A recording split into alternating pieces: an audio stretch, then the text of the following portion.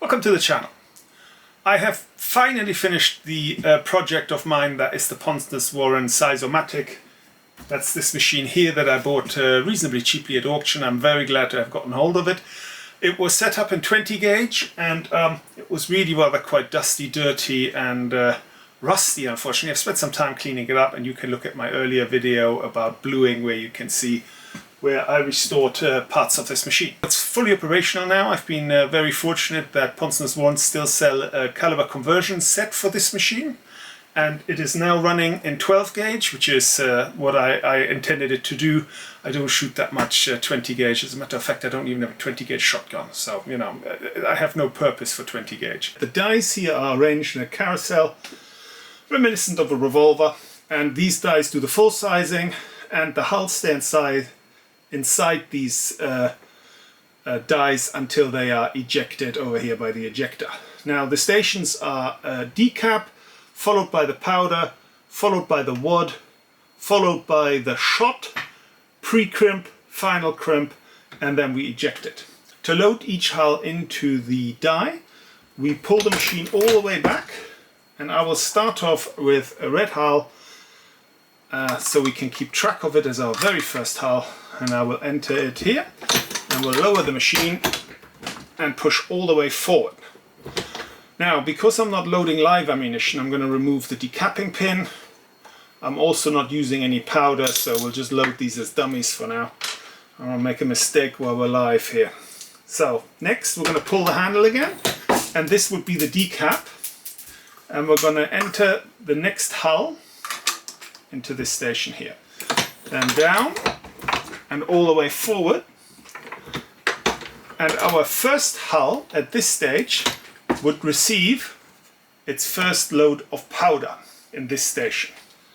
And we're going to put the next hull in here, and go all the way forward, and it's time for our very first wad. In it goes, and we pull, and the wad has been inserted into our first red case, and we have to introduce a new hull. All the way forward, and we introduce the wad for the second case. Now the first case is all the way up. On the other side, for the lead tube, is a dial much like this, and I'm going to set it to on now. And that is the lead falling into our very first hull. So we're putting another hull in, all the way down,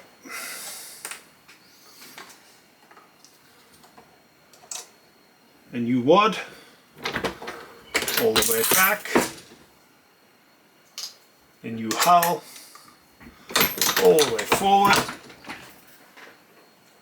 a new wad, all the way back, a new hull. Now our first case at this stage has been pre-crimped, and it has now received its final crimp, and we are about to eject it. At this stage now, there's this fearsome looking thing, like so, and that is our first case ejected. And I think we got a rather good crimp on that. So I think I'm quite happy with that. And of course now the rest of the cylinder is loaded. I think we'll keep going for a little longer. And we have a new hull. I will insert, we'll make that the last one. All the way forward. In goes the wad. There's our next loaded case, and this is the power of the progressive presses. We're now, with every handle pull, we get a new loaded shot shell. I won't insert another hull. All the way forward. Here comes the wad. Down it goes. Now this hull would have been the last one to get the powder. So it is time to turn the powder off. Forward, and we put another wad in.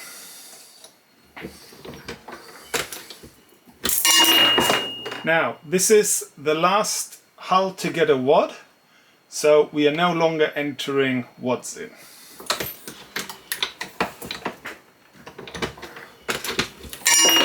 Now this is last hull to receive lead, so I'm going to turn the lead off, otherwise it goes all over the workbench. There you go.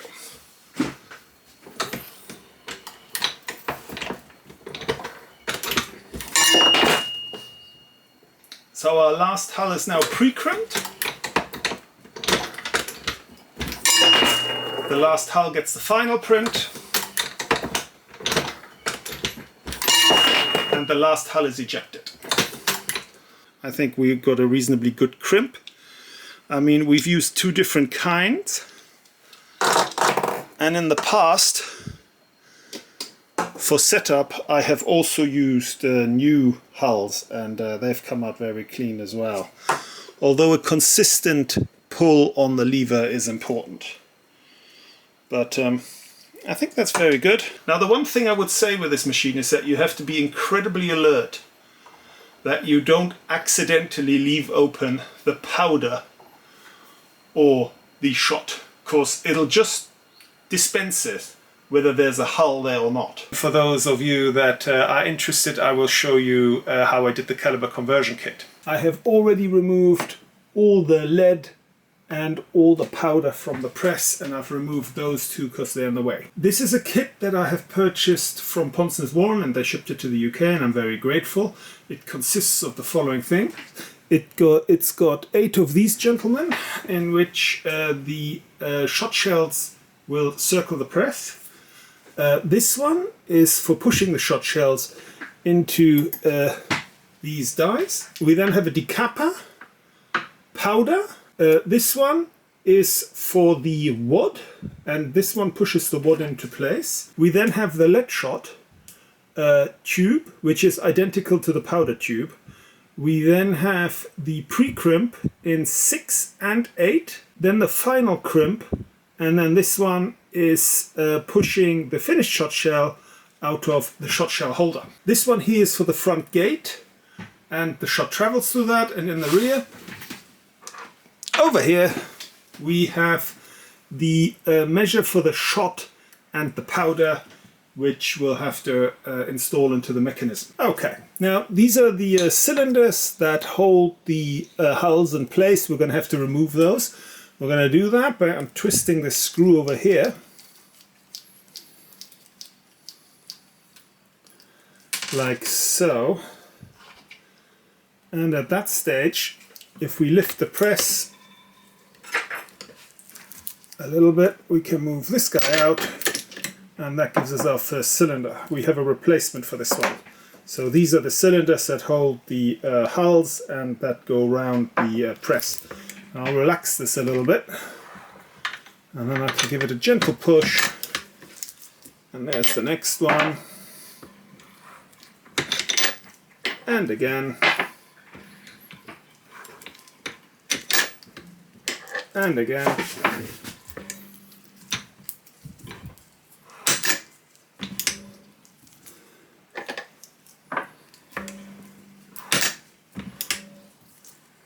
That's number 6. That one's 7.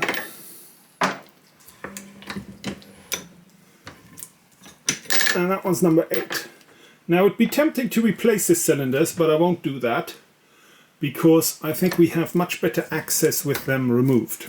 I will put those somewhere safe that we don't get it confused with a new caliber conversion kit, and then we start at the top of the machine with all these gubbins. The very first thing we're going to change is this piece here. This has the job of pushing the hulls into the dies, and of course it's for 20 gauge. We're going from 20 gauge to 12 gauge, and of course 12 gauge doesn't fit. So we have to remove it. That is done by loosening the grub screw down here. And then depending on how tight this is in your system, I have found a clever way of doing it is by moving this sprung rim down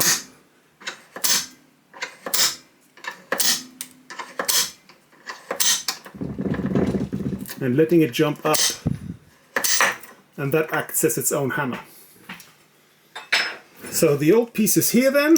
This is the rim, this is the ram proper, This is the return spring, and there's an adjustable screw thread over here which lets us set the depth.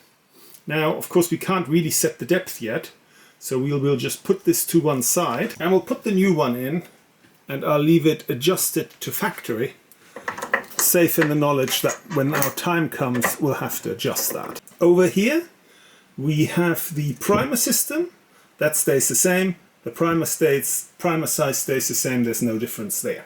With that, we'll lift the ram up and we start working towards the top of the machine. We're now at the top of the machine and the decapper for 20 gauge is missing, but I have the replacement for 12 gauge. Here it is. I have had a look and the decapping pin can be screwed out. It was quite tight at first, so I've added quite a lot of oil to it. That installs right here above station, I guess this is the station number 0. This would be station, well, we'll call it station 1. This would be station 2. And we can see there's a mechanism down here. See, there's this chute that comes up that gets rid of the old primer. And so we're going to install this up here. And in fact, there's already a grub screw there for us, so we'll remove that, we'll loosen that, and I'll add just a little bit of oil so that in future we can remove this thing easily, like so, and then we'll push it in place. I have a wooden block here and I'm going to put it on the rotating magazine, and that'll let me apply a bit of force. And I think with that we are in. Anyway, we're all the way up. And I'm going to tighten the grub screw. Next then, over here is the powder funnel. This puts the powder into our hull, and it is again held down with a grub screw. No longer, and we can just pull that down. That was nice and easy. Clearly got a little bent at some stage. I actually wonder whether you need to change this to 12 gauge or whether these 20 gauge one would do the job, but I think we'll change it. Here's our replacement.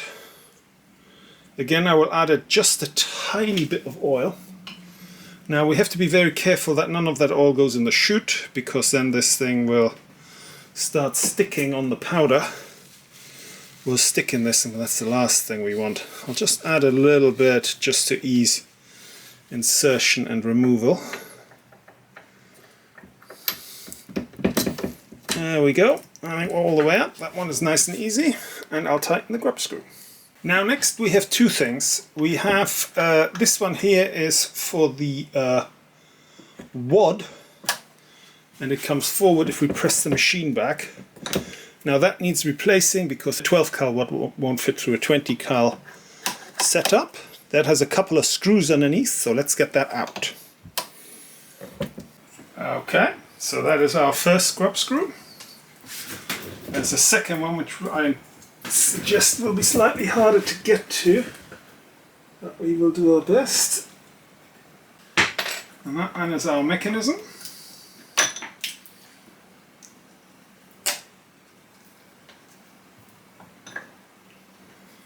So we have a spring, we'll take that off, and then this can be disassembled, and it's got the traditional red sort of spreader in there that will let us force a 20 gauge wad straight through it. Now obviously 20 gauge is now going to be retired, and instead of the 20 gauge plastic spreader, we now have a 12 gauge one, and that will allow easy passage for 12 gauge wad, like that. The mechanism works like so. So the spring goes at the bottom and sits on this plastic disc which holds the two little bolts that we're going to insert back into the machine. That is what we are going for. That is number one. Now comes number two.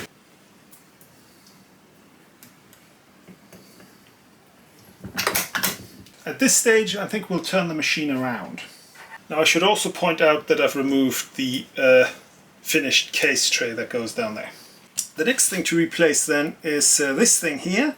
That pushes the watts for the 20 gauge into the hull, and I have a larger version of that, which is here. Now this is a little bit annoying because they did not reduce the diameter of that, which means it has to go in from below, and I think we're going to struggle with that. Whereas the old one is thin enough that we can pull it upwards. We are now on the top of the back of the machine, and I can put a screwdriver in here, and with that I can twist out the ram, and this nail ring here will rise with it. That's to hold it in place. I'll give that a good twist. See, and the nice thing is this one can come up. The replacement won't be able to. The replacement will have to go down. This milled nut, I think we call it, we can hold on to that. This rod, however, has done its duty and will be replaced by the larger one. This one here is the old one, and this one will be the new one, and the new one does not fit through the top. And it's tight, but it goes. So let's try it from the top with a screwdriver. Now I'm having to hold the wad seater out of the way to be able to fit this one in from the bottom. And with the cylinders in place, we would have never gotten this to seat. So I think we did very well not putting the cylinders in. It's got to clear the wad seater. Like so. I think we'll go a little higher for now. And we can now put in that knob from the top. Next comes this one over here, and that is for placing the lead.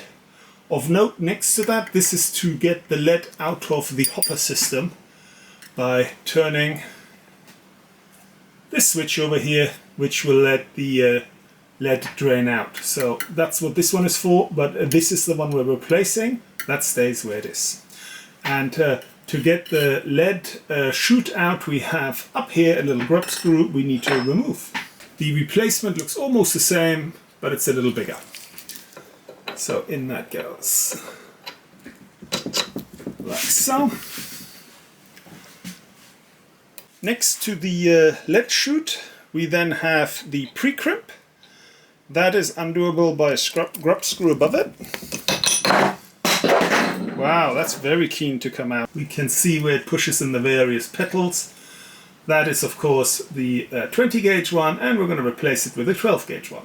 This was the one for the 20 gauge. This is the one for the 12 gauge. We have a lot more adjustability, and this cup here seems mobile and able to turn. On the old one, it seems to have just been set. Also of note is that we have a pre-crimp for 6 petals and one for 8. I will install the one with 6. It's got a flat side. I assume that is facing forward. Wow, that's actually quite tight. Like so. And that's our pre-crimp in place. The final crimp also has a grub screw, which I can loosen.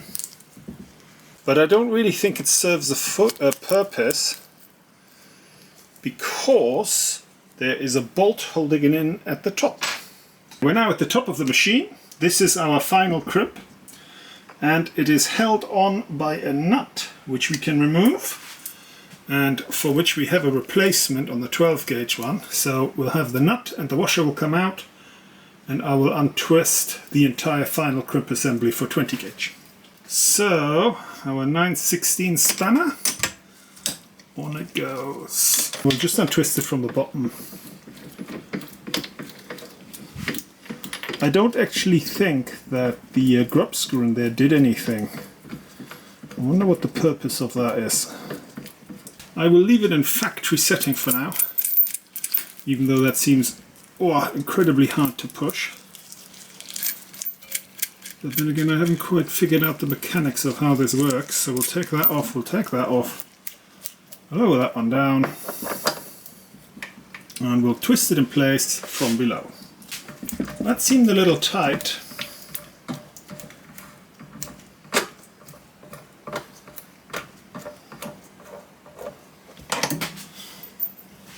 And so I think I'll take this off for the time being. I don't know what the purpose of it is, but I don't think it'll give us the adjustability we need. So I think we'll take that off for now. And later on, if once I figured out the setting, I might reintroduce it.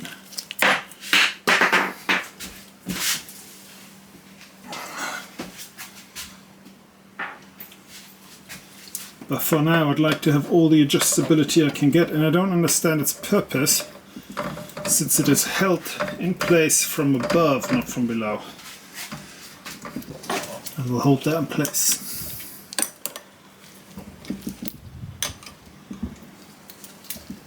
That'll do already. Now finally, we have to replace this mechanism, but we don't undo the whole thing. We just replace the cup, and I have an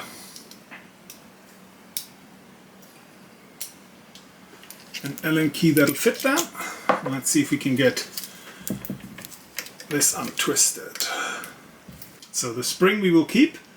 This is the 12 gauge one, this is the 20 gauge one, and this is the replacement 12 gauge one. You can see the screw, inside, and it has a large washer, and the spring goes around it, and that's how we'll install it. I think we caught the thread, and we'll just tighten this down. I have turned the machine over again. We're now at the front, and it's time to load the cylinders, or whatever we call these things. It's time to load the dice, so I'll pull up, and I give it a little turn, and I get the next one ready. And it goes, little turn, little turn.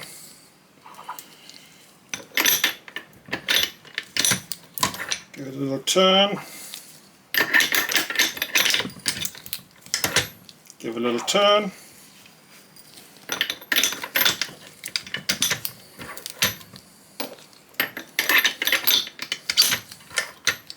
Last one. Okay, so halfway house. Now you remember the one that I removed out of that location was this one here, which has a lot of epoxy on it. I don't know what happened there, but the new one is a lot simpler. We just have a single plastic part, and that goes this way around. Wow, that was scary. And we have a thread that goes over here, a little bolt with a couple of washers, and that'll hold it in place. And now the whole thing should spin freely.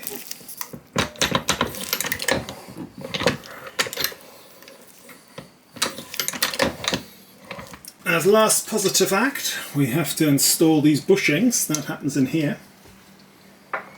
And we can open it up by undoing these knurly bolts, I guess. Finger tight. Two more in the front. There's also a count on here that came with the machine. And then we can take the lid off. And we can see that the old bushings for the 20 gauge are here and there. Now this mechanism, if we move it about, we can see that this rotating disc has a dot here, and there's a dot in the actuating arm, and over here is a dot, and there's a dot in the actuating arm. If we were to take this apart, we have to make sure those dots line up again, and that's how the dropping mechanism works, but we don't have to do that. We will just remove these bushings, hopefully. There's number one. That's a bushing inside a bushing. Oh wow, it's even removable. The new one is just a one piece, so we'll put that in there.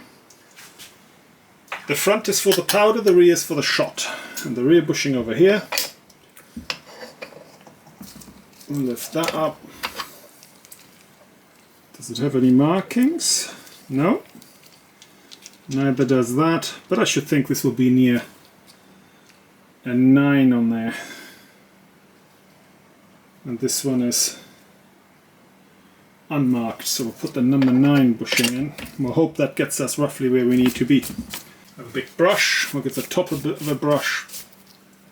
Now I would not grease any of this, because we're dealing with powder and grease travels. So we'll leave it as it is. And we'll put the lid back on. These have plastic or nylon travelers, but I can't adjust them, they're stuck. So I'll have to battle with that another day. Either drill them out and replace them, but I haven't bought a replacement for those unfortunately, so we'll have to live with them the way they are. And then we can put our reservoirs back on top. That's for the lead. And this one is helpfully marked powder. This is for the powder. I might have to do something about that discoloration at some stage. That is the machine switched over from 20 gauge to 12 gauge, and I will now have to mess with the fine adjustments. So this was my very first attempt with whatever settings we had. I had to twist back the final crimp a little bit, but I just gave it a go, and that's what I did. That's what I got. Now I'd also like to say at this stage that the lead pours out whether there's a case there or not. So I poured a whole bunch of lead on the table and I brushed it all on the floor, and it's annoying, but it's where it is. So I'm going to try going one more time with a new hull, which is obviously 12 gauge. And I have also not put any powder in. I'm doing that deliberately because there's too much going on, and I don't want to mess around with creating live shells right now. So I will seat it in the first one. I have a dummy primer here, which I'm going to feed in via the priming system. Pull that. So now comes the deprime, and our replacement primer is waiting to be inserted. That is the prime, so that has now taken care. That has worked very well. Then we're moving on. This would be where the shot is, but I have turned the shot off for now. Next station is the wad. Here's the wad, so I will put that in there. And we'll give that a pull, and the wad has seated. Next comes the shot, and I will manually turn off the shot when we are in position. So that is the shot going in, and I will go back to off. It will meter correctly. I'm just doing that because I don't want another lot of shot on the floor. So that moves us, and we can see the shot is in place. Now that is with whatever bushing they gave us, and it seems to be a reasonable amount. I should really measure it, but I'm tired now, I can't be bothered. Up it goes. This is the pre-crimp, which I have adjusted back a little bit, because as we can see this crimp is a little bit too much, so I've adjusted the pre-crimp back a little bit. There we are. And as we go again, we can see there all the petals, and we now go into the final crimp, like so. Onwards, one more station, and here we're going to push it out. Down it goes. And I think that is not a bad crimp for the first day. Now it's a little bit seated too far back because we should have a bit of powder in there, and yes, that's a fired primer. It's we're just testing, and with a little bit more powder that might not be so far pushed back. I am very happy with that. And that concludes the video for today. So I hope you found that entertaining, and I hope I'll see you next time. Until then, bye bye.